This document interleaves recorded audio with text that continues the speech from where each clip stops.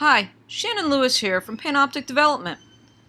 In the spirit of the World Cup and having a little fun this summer, this week's video blog looks at how to avoid red cards with your new product idea and provides some insight on how to score big with it. I've seen this sink many a great product ideas. You're chasing that big potential customer by adding features that they think they need. And I stress potential customer because often after you've added the features, the deal falls through. This can get you a red card real quickly. Usually these features are not strategic to the vision of the product. They're usually one-offs, very specific to that particular customer's need. It derails development since they have to shift priorities to add these new features. Often, it's the feature of the day or the feature of the week. And usually these features add complexity to the application, which you don't want as well.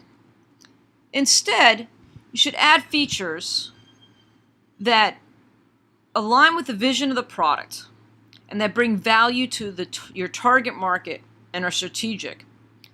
If the big potential customer's feature happens to be mainstream and brings value to the majority of your target market, then by all means, go ahead and add it to the backlog and prioritize it accordingly. Here's another one I hear time and time. I know this idea is going to be huge. It's going to make me a lot of money. I don't have time to research. I need to get it out there as quickly as I can.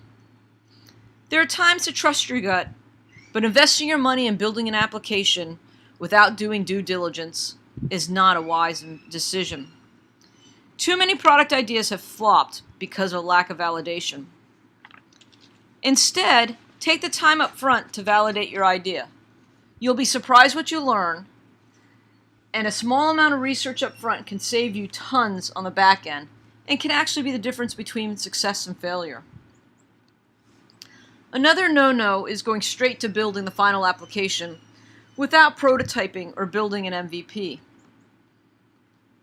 The days of having the luxury of spending a year or more developing a product are long gone. It's important to get feedback early and often. By building the MVP or the minimum viable product and getting out there, you can get feedback quickly, make changes, and constantly be improving your product. But be careful. A poor quality product with little or no value is nearly impossible to recover from. You need to be careful to balance the time to market with the features that you bring out and make sure that you are bringing value to your customers. Another common mistake is trying to save money by having a friend or a friend of a friend code the application. I hear this a lot. I don't have a lot of money, so I'm going to have Bill code the app. This will be okay, right? Well, Bill may be a wonderful programmer, but doing this on the side means it's not a priority for him.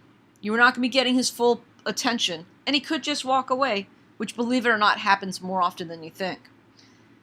Also, does Bill follow industry best practices? Does he know industry best practices? You got to be careful because you get what you paid for. You may save money up front, but in the long run, if you have to rewrite the application or you have to start adding test suites and just rewriting it because he didn't follow best practices, it's going to cost you a lot more down the line.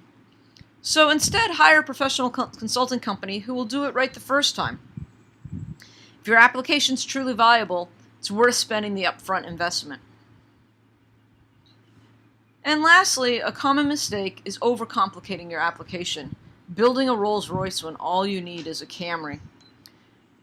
No matter what you're doing, building an application, writing a book, writing a white paper, doesn't matter. The KISS principle is always good to follow.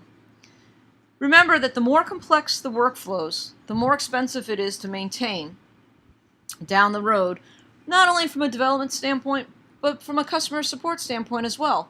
Complex and confusing workflows equal more support calls.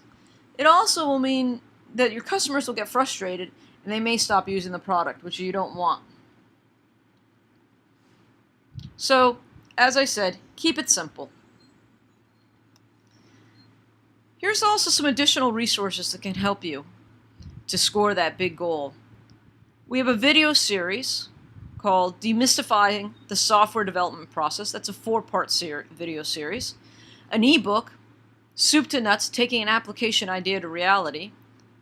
And a white paper, 8 Reasons Projects Fail.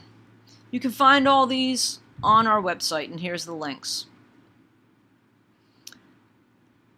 Well, I hope that you found this video blog interesting and that you took some good tips away. Thank you, and enjoy the World Cup.